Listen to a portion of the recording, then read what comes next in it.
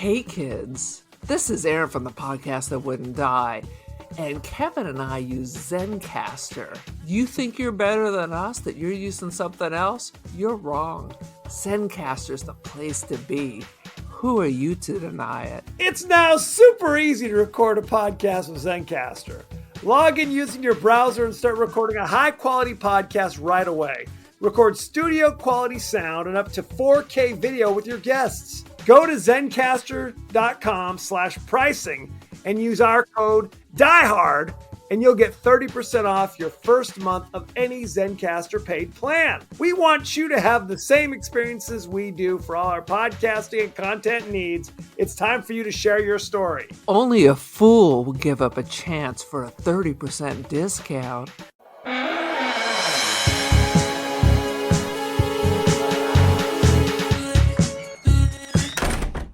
Dear Mom and Dad, I've been at a sleepaway camp for almost 3 weeks, and I'm getting very scared.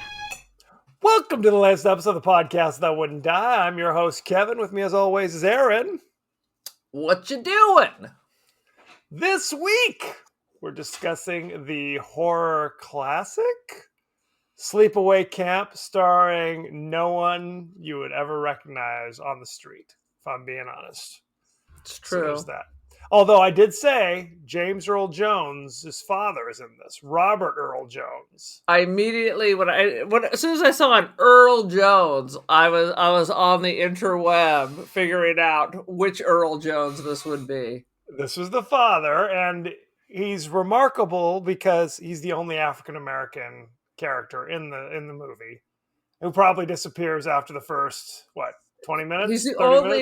He's the only nice person in the whole movie, the only non-weirdo. I don't know. You say that. Honest to God, I mean, how could he be James Earl Jones' father when he appears to be the same age as James Earl Jones? Because this is the early 80s. Yes. You can't judge him by how James Earl Jones looks now. How old? When the was James Earl Jones born, for God's sake? The bigger question is, why do they have the same middle name? They decided it's too good to waste. Let's keep it going. It's too good to waste. Too good to waste. And you said he's the most non-creepy character. I beg to differ. Because when the creepy cook is going on and on about his pedophilia, the guy just kind of laughs. Oh, yeah, you say crazy stuff. Moving on. James Earl Jones was born in 1931. So what's his father's name? Robert Earl Jones. People love this. Let's listen to some texting. Searching the web. 1910. Makes sense. Good heavens. Each week on the podcast that wouldn't die, we discuss guilty pleasures and forgotten classics of the horror and sci-fi genres with a comedic twist. Aaron, what's the latest? First of all, do you have your microphone in front of you? Is the first question I'm going to ask you. Yeah. There it is. Lay it on me. God. Proceed. I went to LA to go see Air at the Hollywood Bowl, and they were fucking amazing. Now, what do they sing? Did you ever see The Virgin Suicide? No. Sofia Coppola? I'm familiar that the film exists, but I know nothing about it. Well, don't worry, because as soon as I get off the phone here, I'll start texting you all my bad videos that I took. It's beautiful, melodic trip hop, I believe. So it's not Air Supply, is what you're saying. No, so much better. I love me some Air Supply, though. I'm going to tell you. I love Air Supply. The first time I saw them at the county fair. Yep. The second time they came to town, they sounded like shit, and there were too many the same goddamn boring stories about how they met in Australia doing Jesus Christ Superstar. They're like, we're so good, let's take this shit on the road. And they've all been divorced 50 times because they're trolls. And it was only because they were talented that they were getting any action anyway. Isn't the little guy gay? No, he's been divorced like 50 times. Because he's gay? No. I don't know. Maybe I just assumed. His voice is so high, I figured it must be a little gay. Is that I don't even know what the bad? right term is, so I'm just going to call you a racist. A homophobe. Homophobe is what you're looking for. It doesn't roll off the tongue like racist. So anyway, to continue my story, I'm staying at the haunted Roosevelt Hotel because it's right down the hill from the bowl, having my breakfast, and who the is sitting behind me but the fucking band. I see lovely looking people whispering sweet French to each other, and I didn't think anything about it till like a dude that was like 48 and his wife came in to go get free coffee because we were staying at the hotel, and they're like, no, not after 9. And the husband whips his head around and was like, ran right up to the table, fanboying so hard. His wife keeps tapping him to try to move him away while she is slowly backing out because they're like, oh my God, you guys were brilliant. We're going to go see you in San Francisco. Then I just got tickets for Red Rocks. I mean, they're just going to fucking follow him to the end of time. Meanwhile, wife is slowly slipping out the door. Signing the divorce papers. Yes, and they were so fucking polite. I had the surliest waitress. They're like, they had to go to the counter. Could I please have some water? And she ignores them. Ma'am, can I please have some water? And one of the guys tries to leave. He's like, I'm leaving. Thank you very much. And she ignores him. Thank you. Have a good day. And then finally she's like, oh, yeah, you too. So she wasn't ignoring him. She was just in her own little world. Is that possible? There was nobody there. She was literally sitting in front of me, and I had to like beg for coffee. Meanwhile, so she's a bad waitress. She was a fucking bad. It's like let me tell you a little something about diners. This was a diner. It's the breakfast restaurant at the Roosevelt.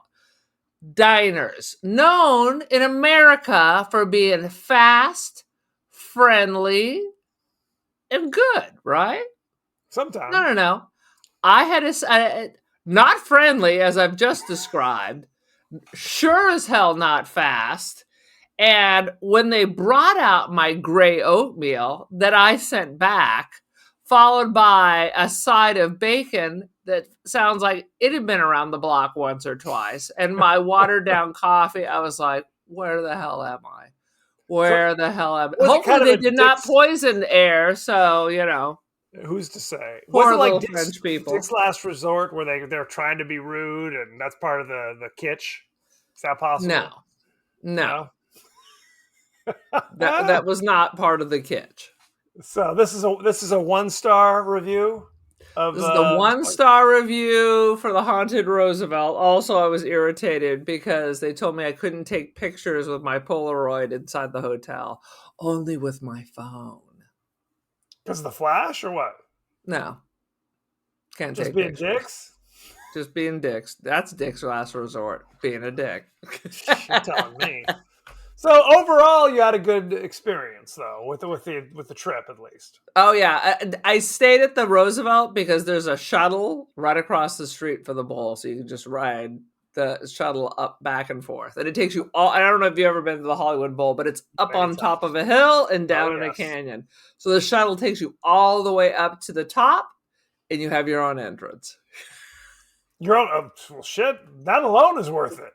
Walked right in. Yeah. Nice. And it's waiting for you at the end. I bounced in during the encore and boom, first tram home. Why did you bounce during the encore? Because this is my thing. All these motherfuckers are going to leave at the same time.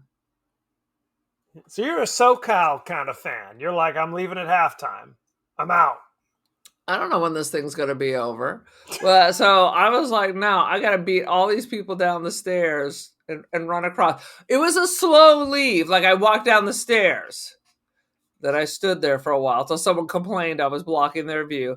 Then I moved 3 feet. And I slowly worked my way out, stopping until security's like, you're going to have to keep moving. That's Good. not peaceful and chill like Air. At all. At all. Why Yes. don't we shift some gears here, Aaron? Since We we're don't 20 want to talk minutes into the about podcast. trip hop and Massive Attack or Portishead, none of that. Are Thievery Corporation. these are bands? Yeah. Is that what these And are? Garza did a DJ set right before Air came on. You're just saying words to me. To quote I know. Aaron, you're just saying words to me. Literally, Air came on my radar last year because I used to just listen to Massive Attack radio on Spotify, and it introduces bands that are similar. So I'm way late to the game because Air came out in like 98, this album that they're celebrating. I was in college in 1998, and I still have no idea what you're talking about. So I will, as I promised I would. I'll be sending you snippets because I don't want to record the whole fucking song No. at a concert. I get like 10 seconds because I'm not going to go back and look at this because I can go. I was just on TikTok looking at people's better videos of the thing. Fair. So I just buy them to post on my Instagram and to send to you nutballs, the family, going, you should have come with me. I'm very sophisticated, and you all should broaden your horizon. So these are just teasers. So I'll be sending you snippets, and you'll be like, I've heard that before.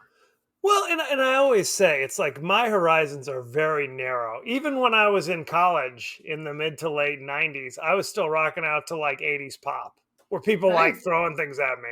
Yeah. I'm still rocking to it right now. At work, this kind of trip hop atmospheric music is perfect.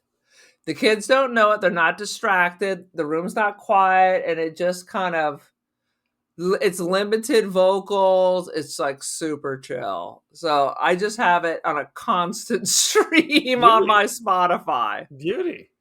My last day of school last year, I literally went on YouTube and it was just yacht rock mix. And I just blasted them yacht rock all the way. Like kids are like looking at each other like, what the hell is this? So now they know how I During finals, I busted out some amusing classics. We're going to pop some tags.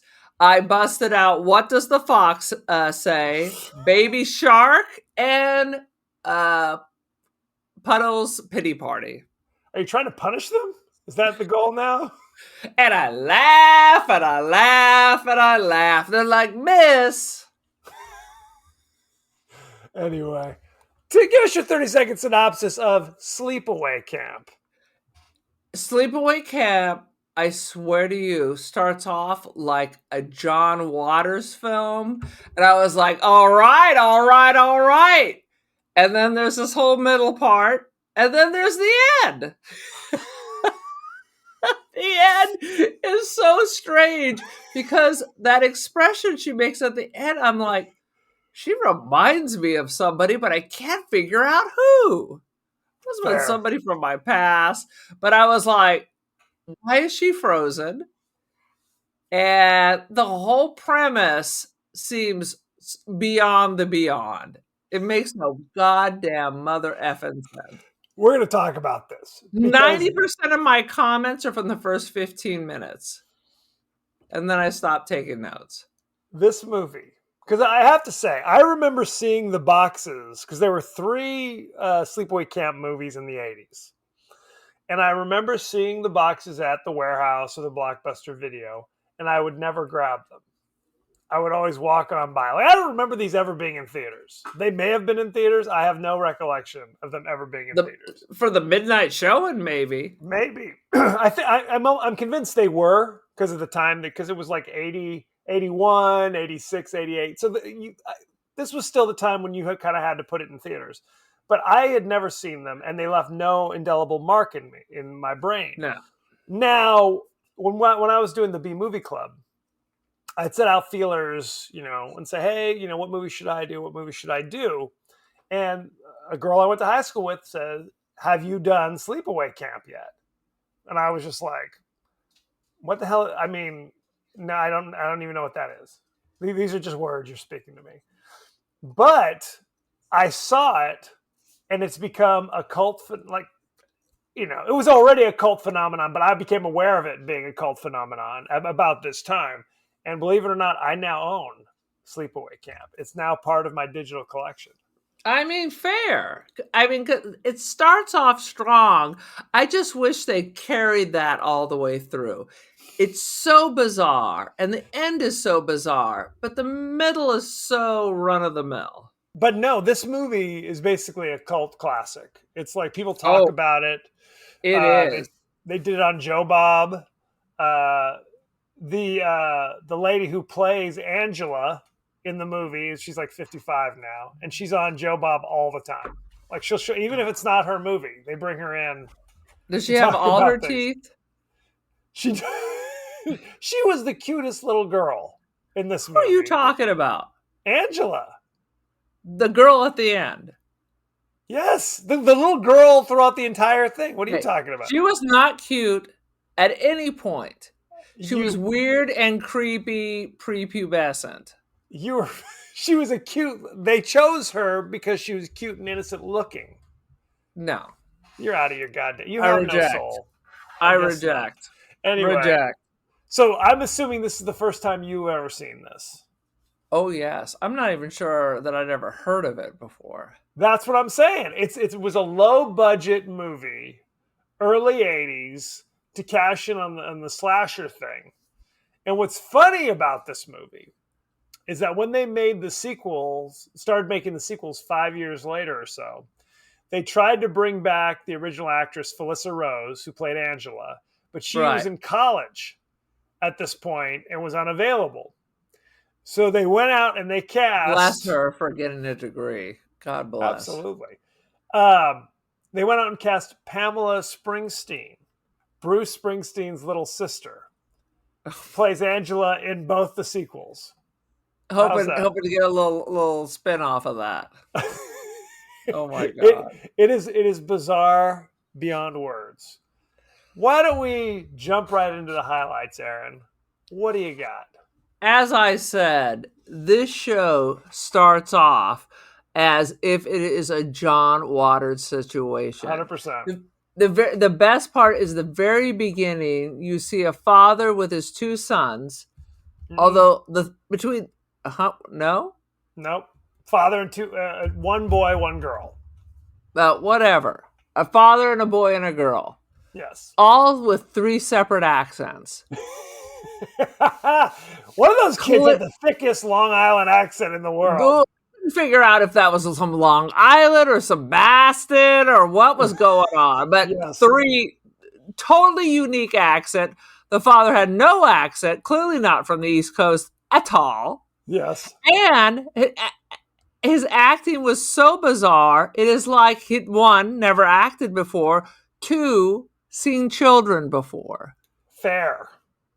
100%. Ridiculous. But ridiculous in a good way. Like, it's so outrageous. You can't help but miss it. Meanwhile, on the greater part of the lake, you see some people water skiing. La la la. Why face forward when you're driving the boat when you can look backwards the whole time? No question. Isn't there supposed to be someone in the back with a flag in case a water skier goes down? Yeah, apparently that wasn't a thing then either. From my 2 times I tried to water ski, but mostly I just got dragged to my death. This was the funniest scene in the movie, by far. This was by far the greatest scenes ever. Before you do it, let's just say the father and the 2 kids in the canoe or the I don't know, what kind of a tiny boat with a sailboat that's crumbled up in a ball that is 4 feet from the shore. Correct. How the speedboat is headed directly for them and manages to fly over it, not be anywhere near the shore, and be back in the middle of the lake. Yes. How that happens, and I laughed out loud. It was so effing ridiculous. I was like, this movie's going to be a masterpiece. Oh, it's a goddamn masterpiece. The only one who notices that they're driving literally directly at the shore is the water skier in the back going, "There are people in the way! Turn the wheel! Turn the wheel. Of course, they're like, what is she saying? I don't know. I can't hear it. And I'm not looking in front of me. Jesus, take the wheel. I mean, right. It's perpendicular towards One the shore. minute, the ski boat is in the middle of the lake. The little boat with the family is 4 feet from the shore. Correct. There is no way that ski boat was going to fly over that and still be in the middle of the lake. That would have been 6 feet onto the grass on the shore. Right. They all would have died. Everybody dead, including the skier who still continues to ski. And I like the fact that we can clearly hear what the skier can say, but they can't. Correct. It was great. It was great. And I laughed so hard. I was like, what's funny about this scene and the reveals over the course of this movie about what happened back then, it really is irrelevant. The accident's irrelevant. The reveal that their dad is gay and has a relationship with the guy on the shore, totally irrelevant. Did I step away? How did I not even pick that up? You didn't. There was a flashback where they revealed the two guys in bed.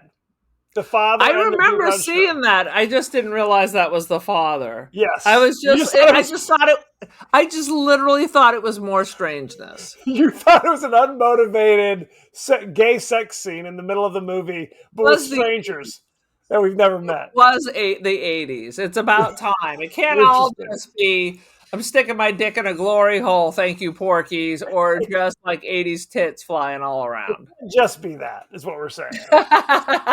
But, so that's irrelevant. Because when the final reveal about what's going on with Angela. So, after the carnage is dead, you see the father's dead floating face down in the water. You see, another child floating by, and then you see a torn up life preserver, presumably. Right. And some bubbles coming up. Right. What bubbles those might be, I don't know. Farts? Gases from the creature of the Black Lagoon? The Shape of Water? What is that? It is absolutely the Shape of Water.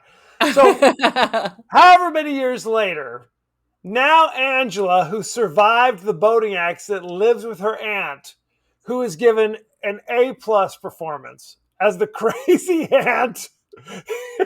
Dude, I was waiting for Divine to make an appearance. This one I was like, okay, this is a John Water is clearly directing this as with a pseudonym. Yes. Because this lady is my hero. She is so over the top. I wish I could be this person. I mean, I guess they're establishing that she's nuts, right? Because her performance is so over the top. And honestly, her son, Ricky, is playing it very normal. He's just like, yeah, my mom's kind of crazy. I mean, and believable. He's a believable child actor. He's probably, 13 or something? He was fine. Up against this woman who is chewing the craziest scenery. Right? She is. Oh my God. It is beyond the beyond. It reminds me of, the wife from The People Under the Stairs. Yes. Very much so. 100%. 100%. Another amazing performance. Chef's kiss. Now, the thing about it is that it's only in retrospect, when everything's revealed at the end of the movie, that this performance makes any sense. Right. Because it's establishing she's crazy. But they don't, one thing that's kind of a little bit of a foreshadowing is the two kids, it's Ricky and her cousin Angela, are about to go off to camp. And the mom's like, here are the doctor's notes for your physicals. You need to turn them in, but don't tell them where you got them, essentially. Just kind of a throwaway line. Right. Which we're now, of course, it all makes sense. Now it all makes sense. So I'm going to jump all the way to the end. The grand reveal. The grand reveal, spoiler alert. This is, and people call this the most shocking twist ending since Psycho. Okay? I love it. And the most ridiculous part of it is you have to hear the narration to actually even understand what you're looking at. Correct. So, okay, over the course of the movie, and then we'll go in more detail about this, there's a series of murders that are occurring over this. And it's like, who's the murderer? Who could it be? Meanwhile, it's a fucking adult man, because those are the adult man hands that you see. Hang on a second. Sorry.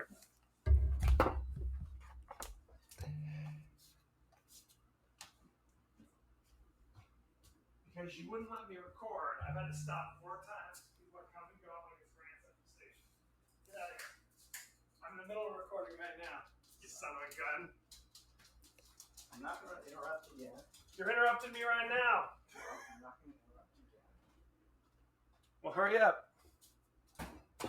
Because there's a video component, you crazy bastard. You son of a... He said, don't record in my room, Dad. Don't record in my room. So I come down here, and then Caleb says hello, by the way. Hello, Caleb. And Aaron says hello. But we're not cutting any of this, so he better understand it's all that. part of the thing.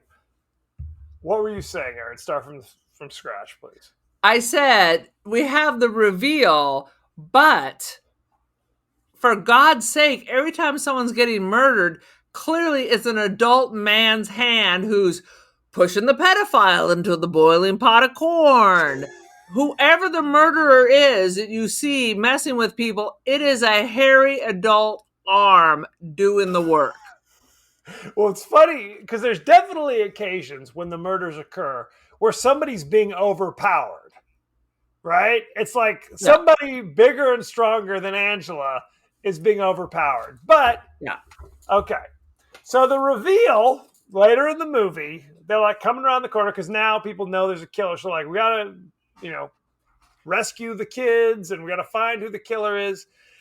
When they find out who the killer is, before they show it, they do this flashback where they establish one of the kids survived the boating accident and promptly went and moved in with Aunt Martha or whatever her name was, who's a doctor. Right. And basically, because she's nuts, she already had a son, Ricky, but she'd always wanted a daughter because her husband left her, so she wasn't able to have any more children, but she always wanted a daughter. So the one child that survived was a boy that she forced to live as a girl all those years, and that's Angela. And how many are all those years, by the by? I think they said, I don't remember. It was like 8 years, maybe 5 years. It was something like that. I don't remember. She's young. She's like 13 or something. So how old was she in the boating accident? I don't know. 5. I mean, how old do you think they were? Like 6 or 7? Yeah, maybe. So maybe 5 years. Maybe 5 or they say it when they cut to so many years later. I just don't remember what the number was, but it wasn't like 10 years. It wasn't 15 years later. You know what I mean? So that's the reveal. So that Angela stands up on the beach, bone naked, to reveal Dingle Dangle Dingle. But there is no dingle dangle. There's a dark shadow and somebody has not. Shit, I didn't see it.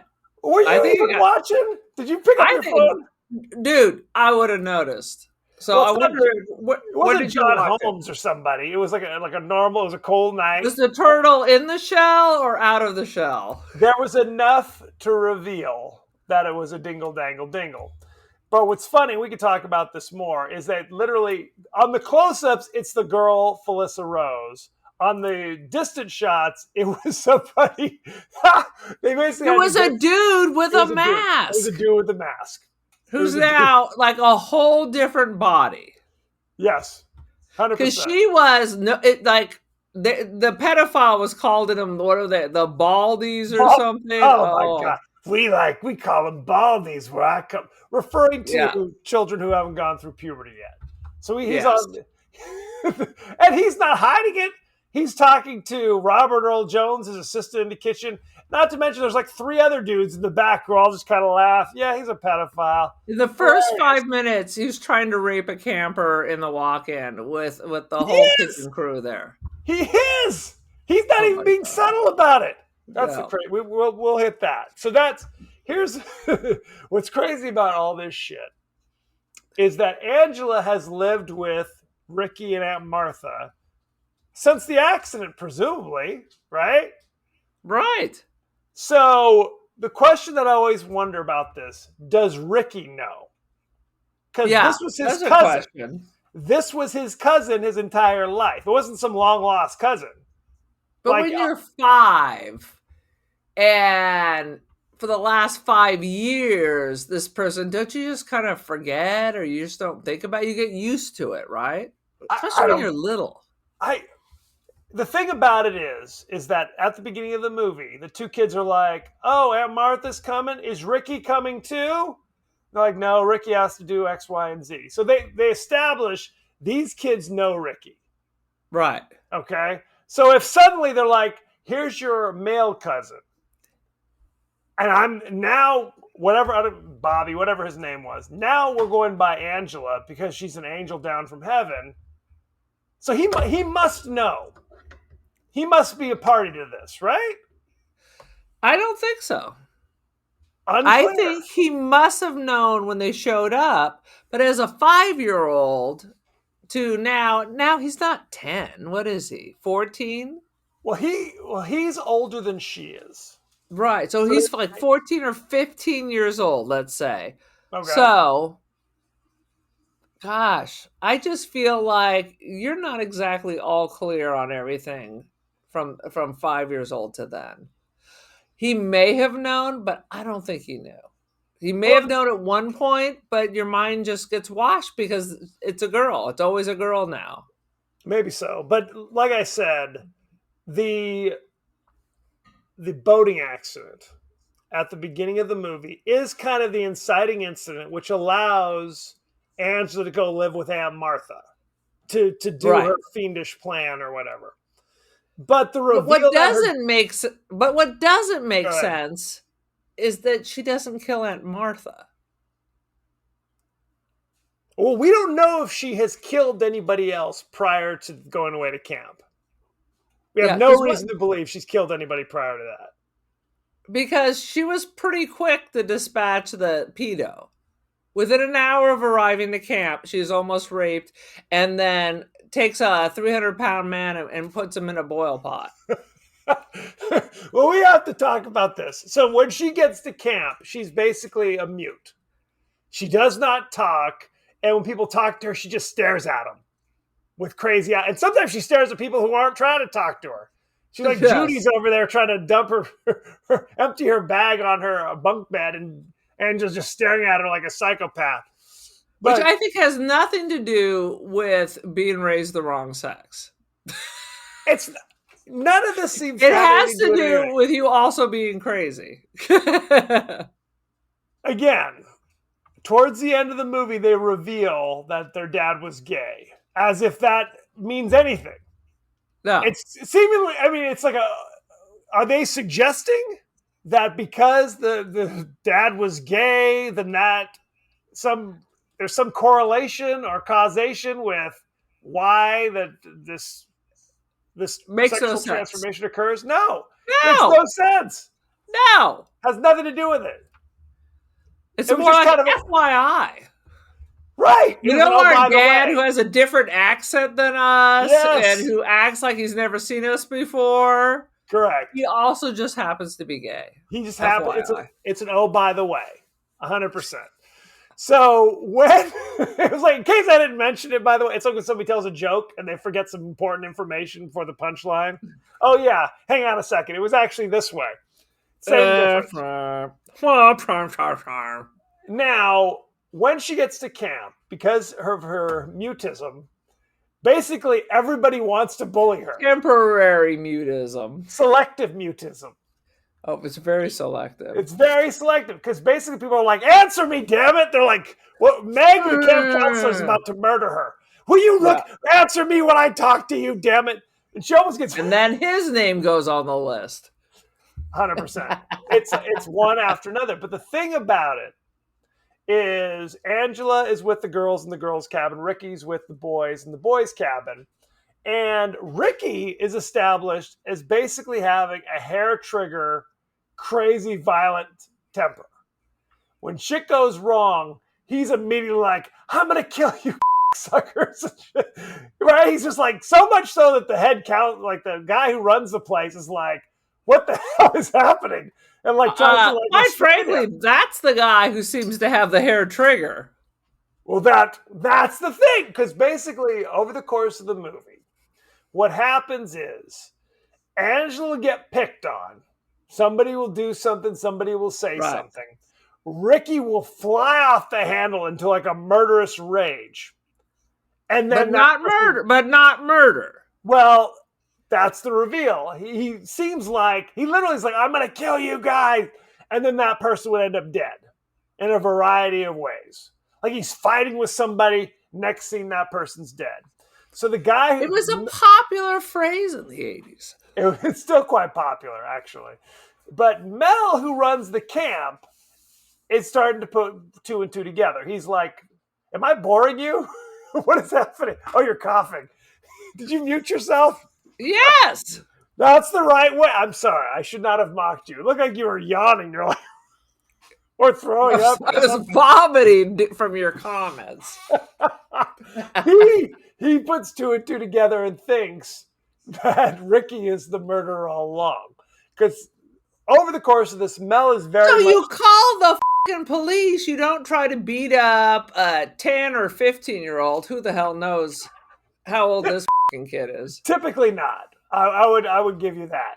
The thing is, he's also kind of like the mayor in Amityville, right? Where it's like, body drops. Well, this is just an accident, just a boating accident.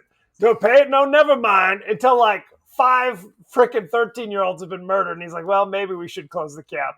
But not entirely. Yeah. So what were they going to do? His plan was he murdered that boy, and then they were going to put him at the bottom of Camp Crystal Lake? Or what exactly was his next plan with the corpse of the boy who he thinks is the murderer, but not enough to call the police, but he's still murdered? Well, he didn't kill the little boy. He just beat him within an inch of his almost body. To death. He almost murdered him. Multiple times. So after the 5th murder, a lot of people start picking up their kids. That's what they said. Oh, well, we're going to have to consolidate the camp. A lot, but not all. Not everybody. Some of the parents are like, that's okay. I paid my tuition. I paid my dues. You're staying. Am I going to get a refund? We're in Capri. We can't come back and pick up our child. No can do. So Mel was particularly murderous because he feels his camp is being destroyed by these murder. Like it's a personal, like somebody's murdering these people to ruin the camp. That's how he's taking it, not for some other homicidal reasons. But what sends him over the edge is he was supposed to have a date that night with a girl who like she was 15. She was like a 15-year-old camp counselor. And she was thrilled. I got the night off. Remember you said you'd have me? We could have dinner. That was so It was freaking ridiculous. We're talking about the girl who had the ponytail bigger than her body and she looked like she had scoliosis. There were two primary female bullies. There was Meg, who was the counselor, who was taller, who was having a special rendezvous with the 75-year-old camp owner, which was so bizarre. Like a crazy choice. That wasn't real. No matter what kind of daddy issues you had, that was not going to happen. No, he was not a handsome older dude. He was he was not a silver fox. Someone said he looked like Milton Berle or somebody, right? It's not like Milton Berle was hung like a horse, so at least he had that going for him. Fair. Judy is the other bully. She's not a counselor, but one of the campers. But as we've said, whenever we've talked about camping movies, it's hard to tell who's a camper and who's a counselor because they all look like they all seem the same age. Yeah, they do. So she is the one. She's arguably the primary bully on Angela, right?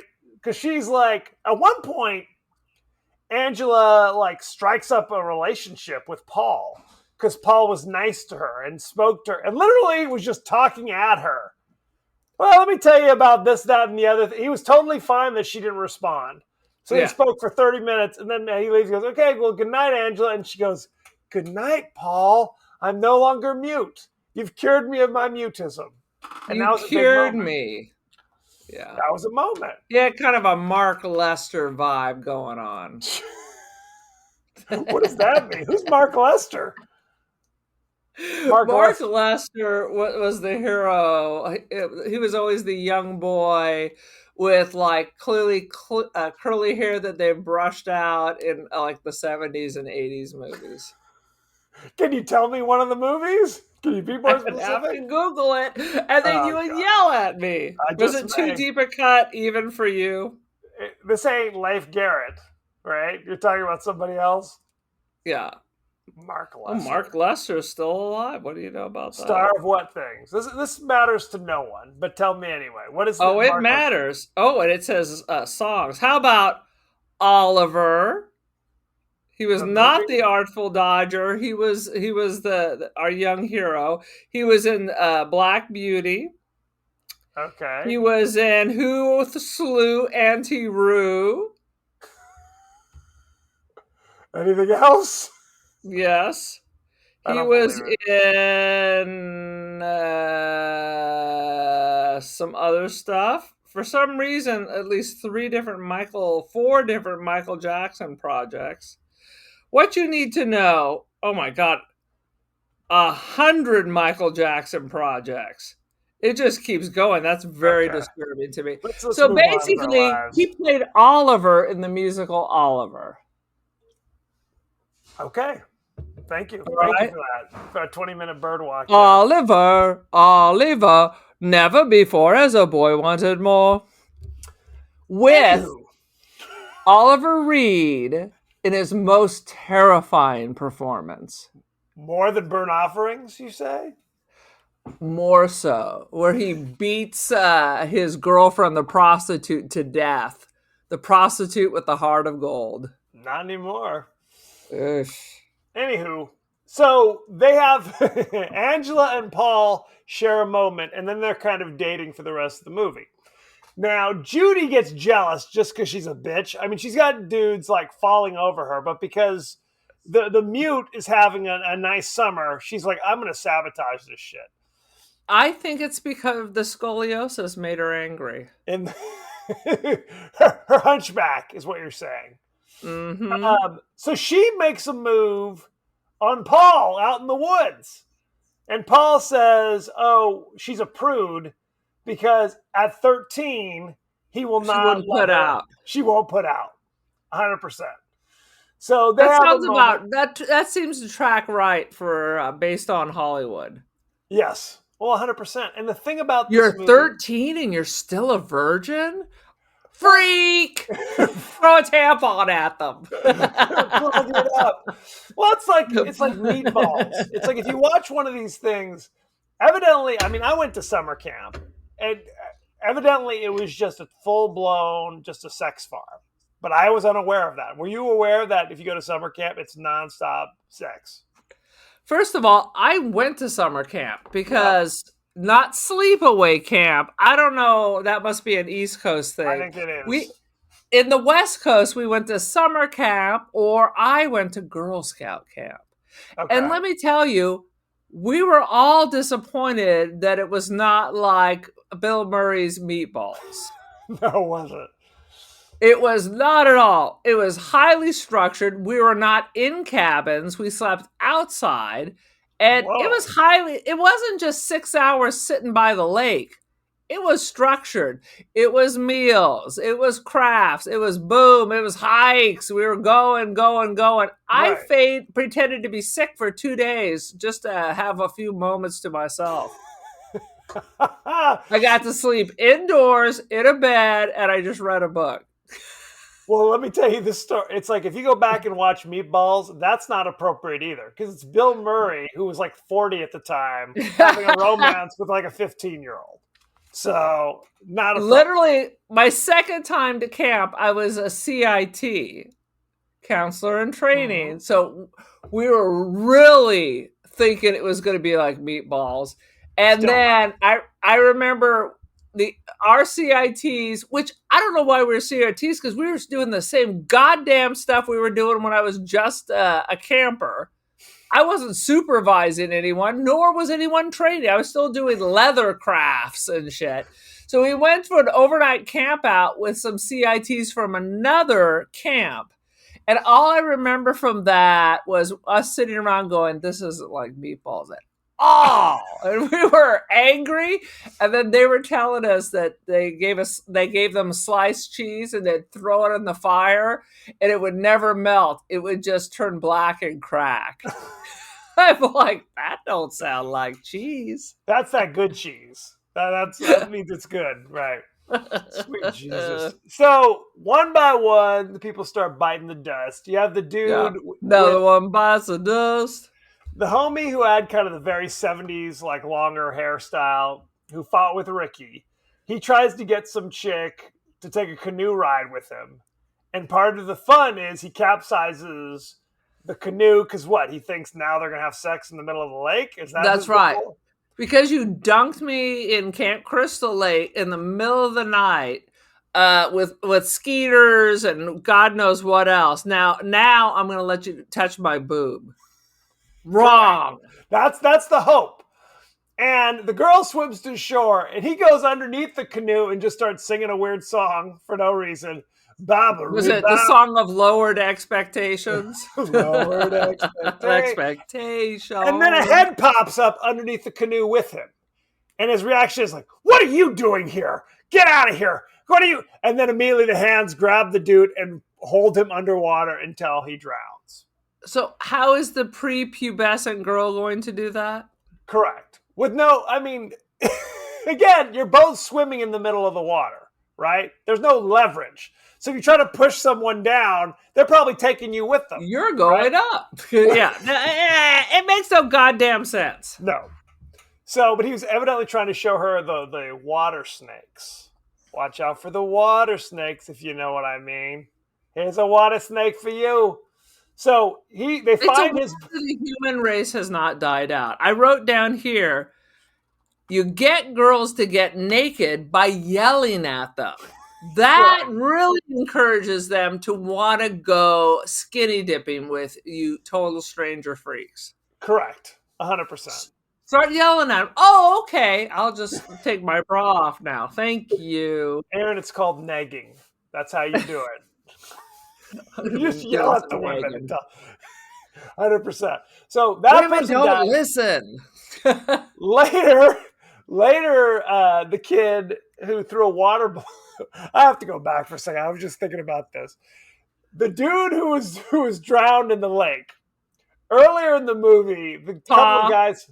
No, it wasn't Paul. It was a different. Oh, guy. The canoe boy. Yes, the canoe boy. The reason he was killed is because he went up with his buddy to talk to Angela to say, "Hey, Angela, we should go for a walk later." And she doesn't answer. He's like, "Angela, why are you so f***ed up?" That was funny. Actually. I started laughing, and that caused a brawl.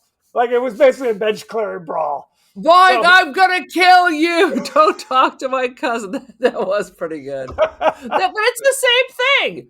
Yes. Hey, let's go out in the woods so I can try to rape you. Yes. But since you don't respond, then you must be retarded. 100%. Later, Angela's hitting the head with rape a lot. Can't rape a lot. Angela's hitting the head with a water balloon, which causes Ricky to go into a psychotic rage. And the dude who threw the water balloon says, he gets back to his cabin. He's like, I got to take a wicked shit. This is so stupid. Goes into the bathroom. And he's in there doing his biz. And somebody takes a huge knife, cuts through the screen behind the turlet. Yes. A hornet's nest or some shit into It took me a minute. I'm like, is he trying to pass a sunflower through there? I was like, what the hell is happening? Is he hungry? Is he going to eat the seeds off the dried sunflower? Oh, Jesus Christ. Throws it in there, but he can't escape because she put like a broom handle or some shit in there. So he can't escape, and he's killed by the bees. Not the bees! So The bees. So he's dead. Again, Mel all this time is like, these are just a series of accidents. They're accidents, damn it. Don't look any closer. I mean, later, Meg is going to meet up with Mel for their secret rendezvous, but she gets stabbed in the back with the knife going through the wall of the shower. Again, by supposedly we learn by a child whose arm is as big as your middle finger. No, Angela looks like she's about 5'1", 70 pounds, basically, and she's murdering people. Again, we don't know it's her because with her big hairy arms. Right, she should be a longshoreman or something with those arms. Yeah. So we don't know who the killer is. You just see the hand or the hornet's nest or whatever the hell it is. They're dropping like flies. And I tell you, Kevin, please, there was more than one person doing the hands, because sometimes the hand would look one way, and another hand you'd see some hairy knuckle come through. Correct. We talked about this briefly. She basically isn't eating. So the kindly weightlifting head counselor who just looked crazy. He was so buff. Go ahead. Yeah, he looks so out of place at this child's camp because he is what? He's doing what? It was very, very bizarre. Dave Bautista is your camp counselor for the 13-year-old girls. Right. He's wearing his like camp uniform, but with the sleeves cut off and the shortest shorts. Athletic shorts ever. You see like all the way up his leg, his well-muscled legs, but he's the nice one. He's a nice counselor, and he's like, Angela, why don't we go to the kitchen? Maybe we can find something in there you'd like to eat. Leads her in there, and I got a spicy sausage for you, baby. There's the creepy cook, of course, with like Dennis Franz like shirt with like glop spilled all over it. He's like, oh, you want a treat? I'll give you a treat. And takes her to the pantry. And there's 5 frickin' guys in the kitchen making dinner. So he's 2 feet away as he's like attempting to rape a 13-year-old. It is the craziest shit. At the beginning of the show, you're jumping all over the place. We were halfway through the movie, and now you've circled back to the very beginning of the movie. I am. I'm going back. I realized I hadn't talked about the death of the frickin' cook. I've mentioned it at least 3 times so far. But you have, but I want to talk about it. But now it's your turn. He's got this gigantic stew pot, like something from Hansel and Gretel, essentially, right? Where it's like, it's freaking gigantic. It's like, how many gallons is this stew pot that they're throwing the corn in there? I guess they're serving corn for a GD army. Essentially, but it's not enough. It's like enough for the kids you see, but not enough for like the real camp. Or is this just a camp for about 20 people? That's it. That's all you need. And a third of those are staff. He's sprinkling like salt or some shit on it, and then somebody comes up behind him because he has to stand on a chair to get to the top of this, and is like pulling the chair away. So he. Again, this dude is 6'5", 350 at least. Yeah. It's one hand pulling the chair out from under him. He grabs bullshit. 100%. He grabs the big pot and basically dumps it on himself. And that's the end of that guy. But the good thing is Robert Earl Jones is thrilled because he gets a raise, as long as he doesn't tell anybody about the horrible death of the cook. So good time. So what did they do? They just made like an Irish stew or something with the corpse of Fatty Arbuckle. I mean, what exactly is happening to these people? And how do you explain this? With Fatty Arbuckle, who was innocent, by the way. I understand. don't appreciate that. Good grief. Again, I'm going to tell you, I was staying at the Fatty Arbuckle Suite. Last time I stayed at the St. Francis in San Francisco. Was that I where? literally looked it up and it said it was on this floor, the corner of this street and this street. And I looked to my friend Lisa because she's the one who booked the suite. And I was like, this is it. We're in it. Sweet Jesus. Poor Fatty. I saw no ghosts again. I'm very disappointed. I feel like, yeah, it's good that I'm not haunted, but you want to get a little vibe. Like if you're staying at a haunted place, you want a little vibe. You don't want trauma. You want a little vibe. Like out of the corner of your eye, Marilyn Monroe waving at you at the Roosevelt. That would scare me. That would scare me. Are you Hallie Joel Osment? Is that what you're hoping for? I see dead people. I see famous dead people. How about that? I don't want like vomiting children or people. Why can't I be haunted by people who died in their sleep and were found Jane immediately? Mansfield. You don't want her ghost walking around? No, I watched that documentary though. That was a good documentary. Later in the movie, Judy is murdered in a scene. I don't think I've ever seen anything like that in a horror movie. Would you describe it in nauseating detail, Aaron? I can't even remember. All I know is she got a knife up her back, and somehow a prepubescent girl is taking like, I don't know, a machete and is driving it all the way up her spine. I thought it was that crazy Demi Moore movie. It might be. That was actually Meg. The substance all over again. And another Demi Moore crawls out. Judy was killed with a curling iron up the cooch. Oh, I'm getting my murders confused. Yes. I knew that was what was going to happen. You saw it coming? I saw it coming because, it's rapey. This movie is very rapey. And I knew the old pillow over the face with one hand ain't going to do it. As soon as I saw the curling iron go up, I was like, okay, here we go. I have to be honest. I'm not an expert. I don't think that will kill you. If I'm being honest. Don't think it will kill you either. We'll have to, we need to have nurses on call. we do. Call. Remember I had to call my friend Rhonda?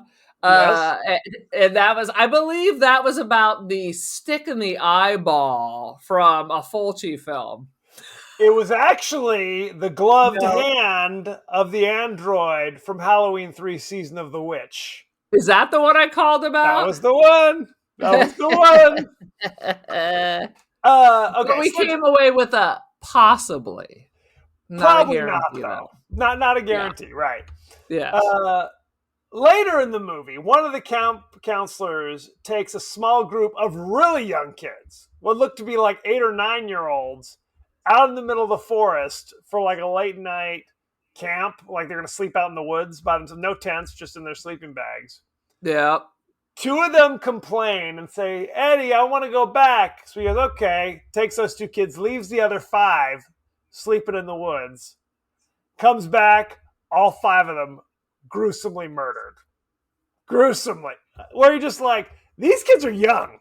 These were young goddamn kids. And none of them bothered to get up and get out of their sleeping bags. Nope. I'll just wait here patiently as the prepubescent girl slowly murders all my friends. But that's what, if you're not paying attention, you're like, why did she kill them? Here, let me tell you why. In the scene where Meg gets pissed off and throws her in the water, because Angela doesn't swim for reasons that will soon be made, obvious. But so Meg throws her in the water, and as Ricky and Angela are walking back, and Angela's all wet, there's like 5 little kids are like sending sand. Oh, throwing sand at her. Throwing sand on them. She's all wet, and they're ditching sand at her. Yes. So that was a death sentence for them. That was it for them. Well, kids are bad. It all comes back to that. It all comes back to that. You get what you get, and you don't throw a fit. So the final reveal, because we still don't know who the murderer is. I mean, Mel thought it was Ricky. We kind of do. Senseless. At this point, well, there's this kid who's getting teased in the guy's cabin, and Ricky is like the ringleader of messing with this kid. He was established as having the big scary knife. So the thought is maybe he's the killer. Maybe it's Ricky. Other than that, I don't know who else it would be at this stage of the game. Ricky, don't lose that number. You don't have to call nobody else. Yeah, I hate that song. So the two nice counselors are looking for Angela and Paul. Oh, they're over by the lake. They come around the corner. There's two naked bodies. They're snuggling, and Angela's kind of singing a song. Then they're, hey, Angela, it's time to go. Are you guys okay? Angela stands up. Paul's head rolls over, decapitated. Oh, yeah. Stands up, naked with a knife or a hatchet in her hand, blood all over her, naked as a jaybird. Dingle, dangle, dingle. No! Am I going to have to go watch this shit again? I just saw the bottom half grayed out. I'm usually good at spotting a dangle, and I did not spot it. Well, and the funny thing is, I don't know if it's funny or upsetting, is the guy doesn't go, oh my God, Angela's the killer. What does he say?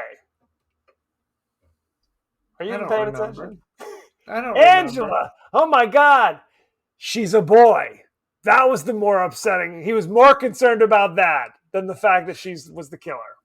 Yeah, I was going to say, that's what clicked me over that something was on, because I was looking at her and I was like, what? What's happening? Right.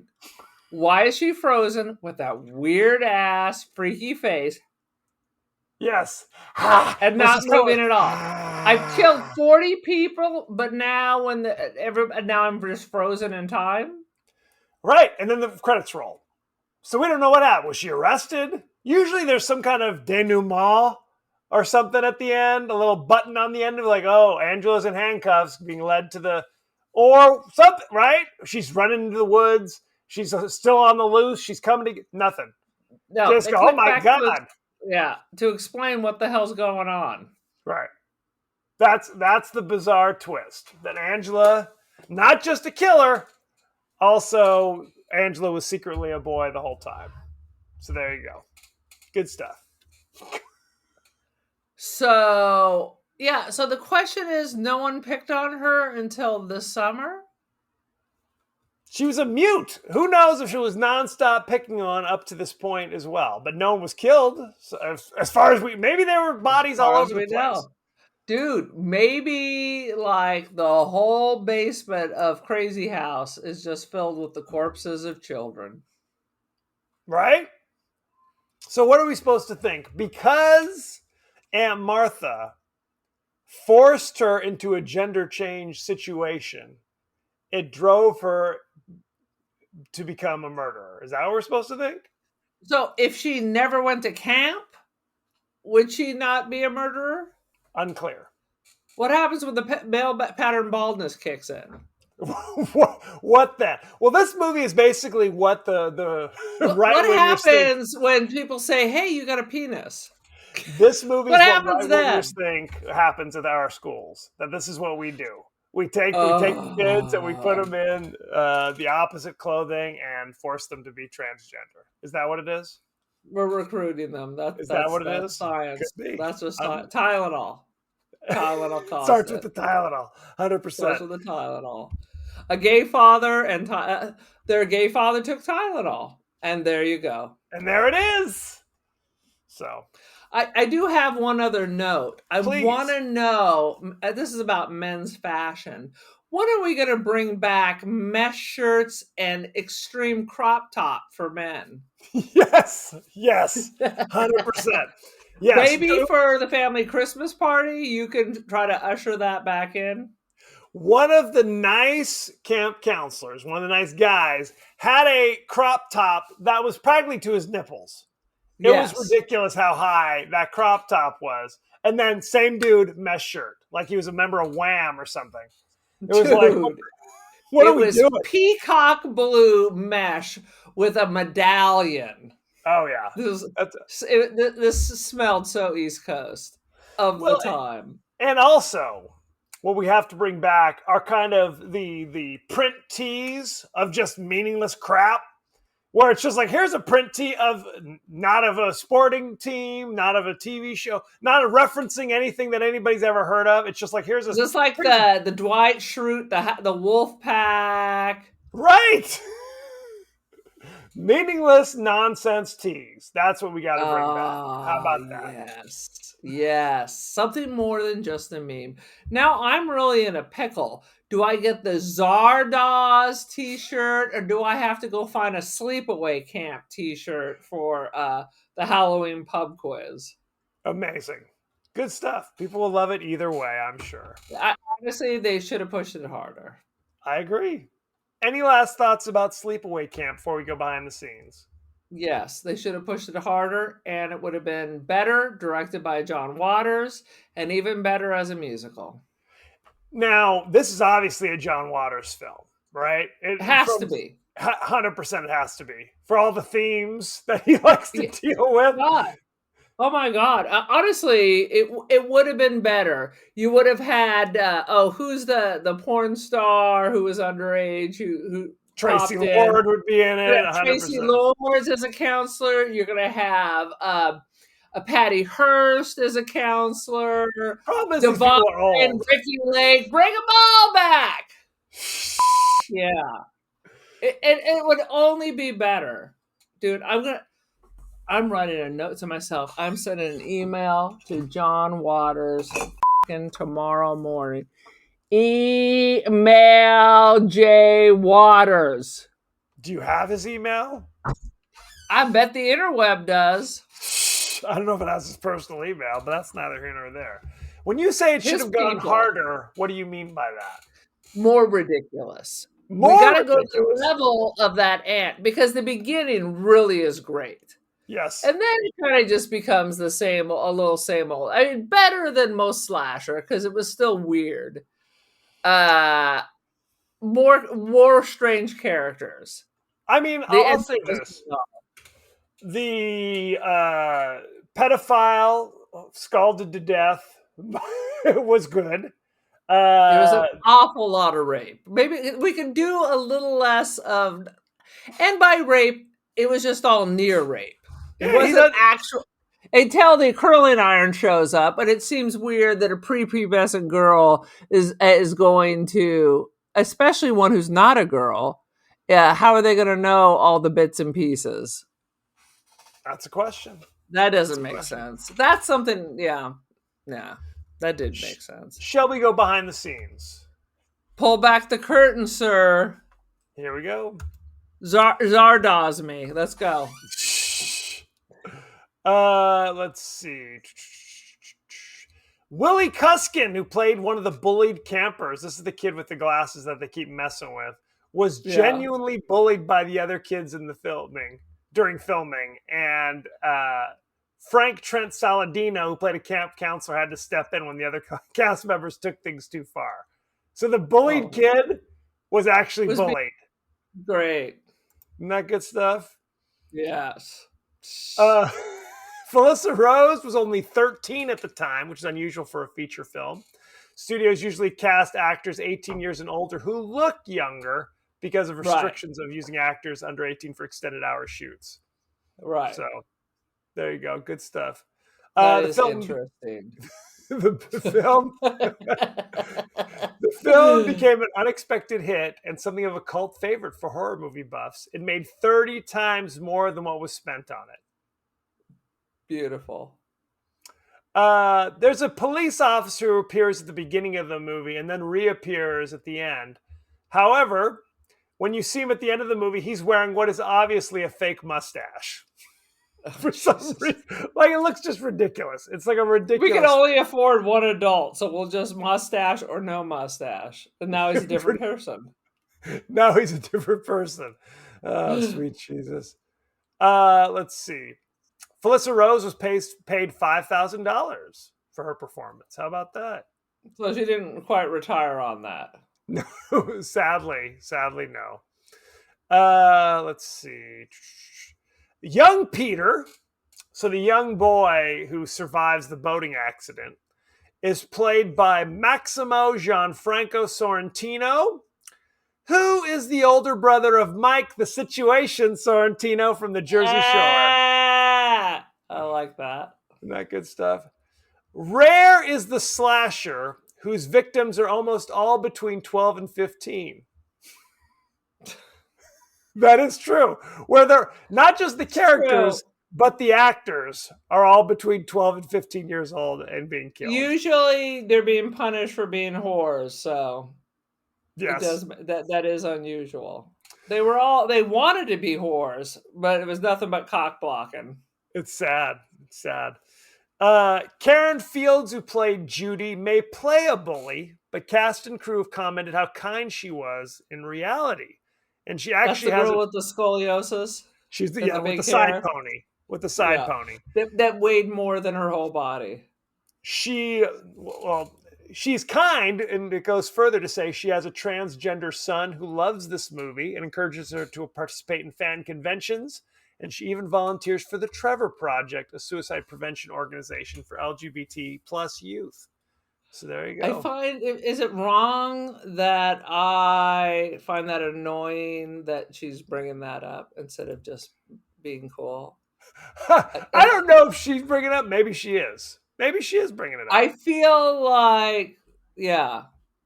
Well, you know what it is? It's like, I don't think she did people much. who donate silently. Fair.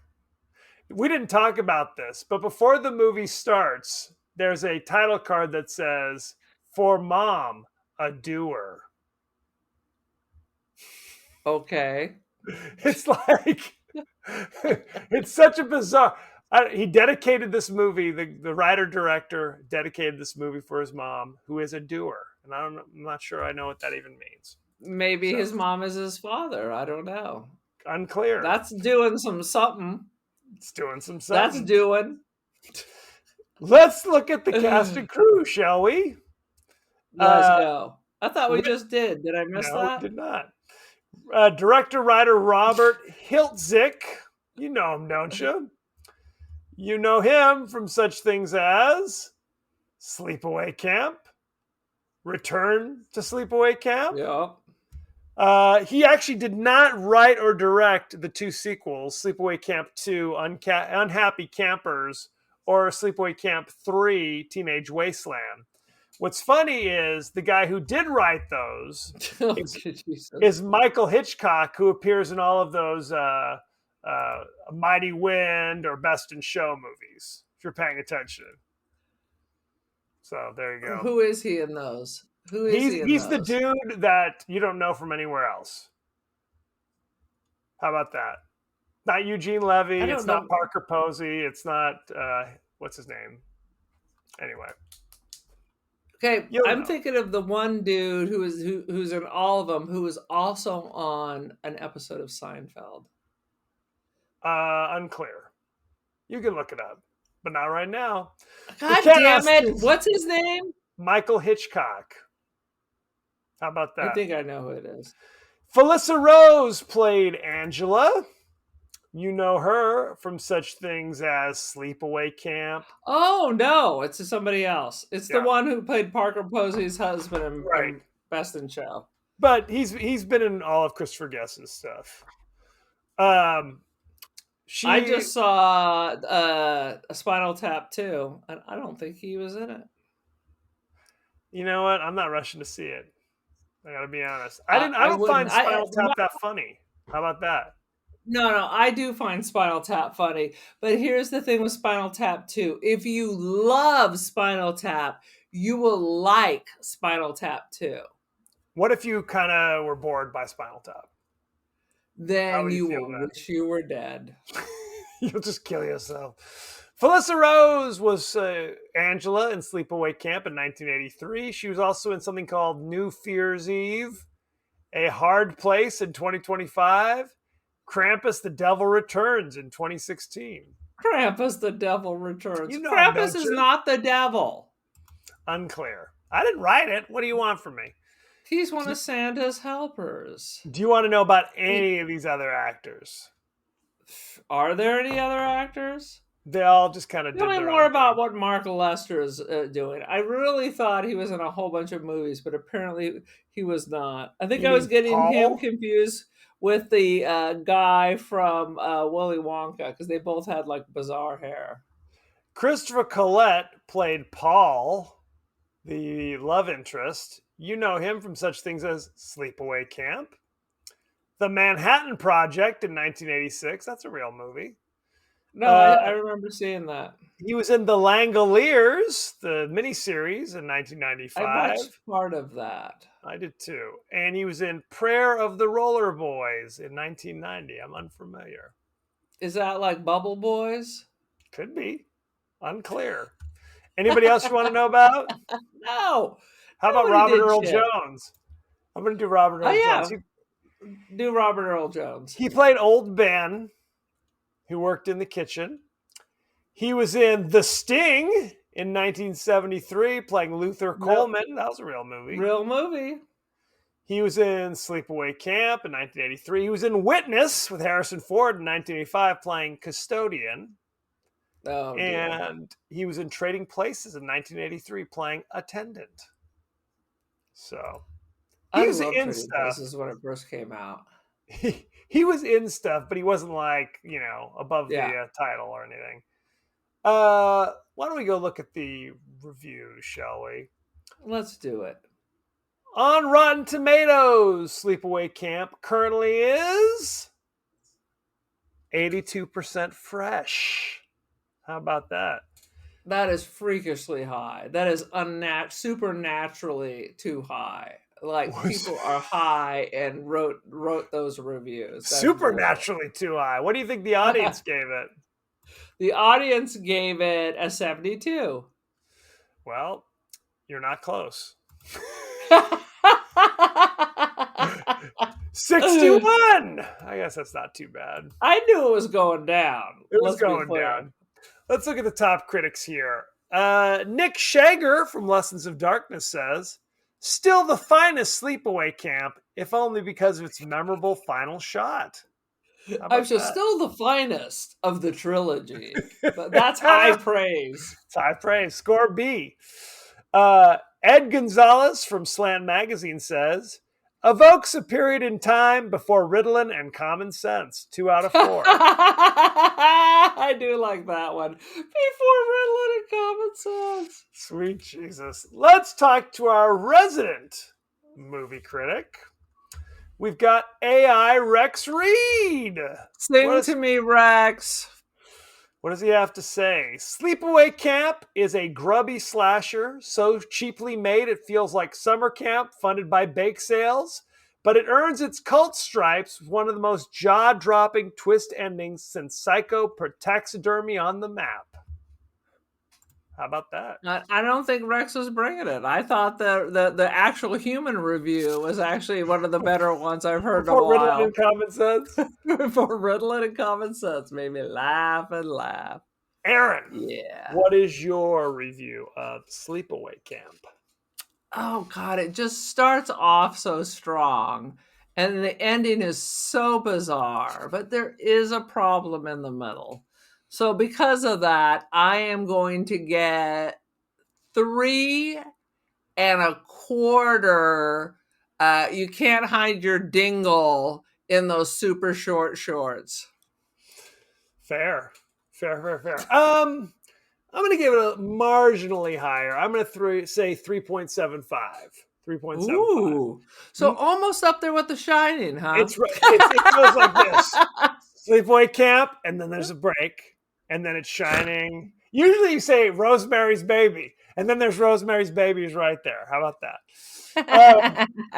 No, it's not great, okay, but it has laughs. It has genuine laughs that pop up from time to time. Some of the kills are so ridiculous. The whole the reveal, if you don't know it's coming, you're just literally like, what am I looking at? What's happening here? And again, I think that's pretty much what I did. I'm like, why is she just frozen there with that weirdo look on her face? Well, because they didn't zoom right in on the crotch. Maybe they should have done that to make it Maybe very they should clear. have. I just saw like a shadow. Right. Maybe I was on Sinclair stations or something, and it was like when I watched Babylon on the plane, and literally there were scenes where there were just circles of things that were in focus because they blurred almost the whole screen out. Correct. Sweet Jesus. Look, I think it's worth watching. It's by no means like top drawer classic, but I think it's worth checking out. If only for the final There are some scene. chuckles and some guffaws. 100%. 100%. So there you have it. Any last thoughts of Sleepaway Camp? No, but I just rewatched oh my God, what's the Stephen Buscemi Boardwalk Empire? Okay. It's just fucking amazing. It's just fucking amazing. He is amazing. Fair And enough. the last season is so dark. I'll have to add it to my list. Dude. As Bobby Cannavale as a psychopath. What more do you want? I do like Bobby Cannavale. Yeah. So, thank you very much. Go to our pages across social media. We're on TikTok, Instagram. We're on Blue Skies. We're on Threads. You can also see us on YouTube, perhaps this very moment. You can also probably not because you're listening to this. Maybe you're multitasking. Yeah. So you could also email us the podcast that wouldn't die at Gmail. We're on Apple Podcasts, Spotify, anywhere the finer podcasts are available. So don't forget to like, share, rate, and review. Won't you? Won't you please? Aaron, what is your social media situation? I got a lot of media. I am the cult of Aaron. Join the cult. And Aaron is going to have some artwork featured on Analog Forever magazine. Woohoo! Right at my doorstep one of these days. Where can people find that? Online, apparently. Their newsstand? It's like a $40 magazine, so you really need to like analog photography. Fair enough. We'll check good stuff kick the bucks. So, as we like to do, we like to share our friends and family's thoughts and feelings across the social media landscape. Aaron, what are they saying? This is regards to Pumpkinhead, the classic. People are crawling out of the woodwork to talk about this. Eric Duncan 786 commented 100%, 100%, 100%, 100%, 100%. Horror Archaeologist commented great monster, great movie. Joe commented, yes, love this movie, the atmosphere, the blue and orange lighting, the creature effects, chef's kiss emoji. Actually, it says chef's kiss, but he gave the Italian thing, which is not chef's kiss. It's that's like the what the hell. Mamma mia. Grandmaster Smash commented, one of my favorites. Yoda 815 commented, love this movie. Christopher M. Blu-ray and DVD. I still have not seen this yet. Sue Me commented, classic gem in regards to the Running Man. So we the Pumpkinhead, people are down with it. They down with it. We're not quite so down with it, if we're being honest. We're not so quiet, but I'm guessing these same people are going to be thrilled with Sleepaway Camp. Fair enough. Fair enough. I bet you they're right. And you're right. Next week. We can't all be right, Kevin. We don't need another hero. Next week, we're discussing the horror newer classic, The Lighthouse, starring Robert Pattinson, Willem Dafoe. It's an all-star cast, for God's sakes. I do love Willem Dafoe. It's a Robert Eggers film. We've done a couple of his I will not movies. like it. I wish I should have looked that up. You should have looked it up. Where can you watch The Lighthouse? Yeah, there's a question. And will it cost me money? Do you have a subscription to HBO Max? As a matter of fact, I do. Then it will cost you no more than your regular cost to watch HBO Max. How about that? It'll cost you even less since you're sucking off of my subscription. Absolutely. Keep that on the DL. If you do not have a subscription to HBO Max, you will have to pay full freight on Amazon Prime, Fandango at Home, Apple TV, YouTube, $2.99 to $3.99. Very upsetting. I can't even tell you if that's fair because I've never seen this movie. I've never seen this movie either. How about that? Boom. I have a question for you on a different Please. topic. Yes. Guillermo del Toro, See. Frankenstein. Are we going to Okay. hate it? I feel like I hate all his movies except Pan's Labyrinth. I like that movie, but everything else I have hated. I have to say, I'm not in a place where I hate him. I'm still getting in the place where I'm giving him the benefit of the doubt. Like there's some directors I've turned my back on. He's not on the list yet. I still show up for M. Night and I curse him and curse him. I have long since he turned my back is on your him. M. Night. I still show up. No, thank you. So, send in your favorite scenes, favorite quotes, comments, and questions about The Lighthouse, and we may talk about it on the show. So, thank you very much, and be well. Be well, children. Don't see Spinal Tap 2.